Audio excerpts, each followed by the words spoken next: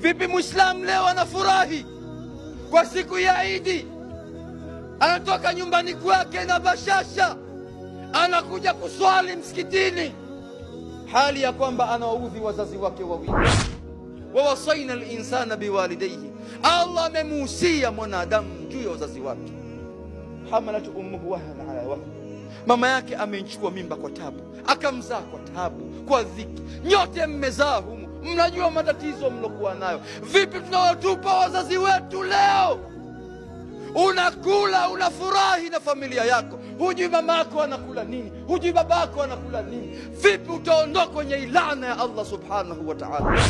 Ar-Rasul alayhi salatu wassalam yaqul mal'un mal'un mal'un man aqa walidayhi. Mtume anasema amelaaniwa, amelaaniwa yule ambaye mwenye kuwaudhi wazazi wake. Vipi utasujudu? Vipi unafunga? Vipi unahiji? Vipi watoa sadaka, hali ya kwamba unawaudhi wazazi wawili? Wazazi ndiyo kizingiti cha kuingia peponi.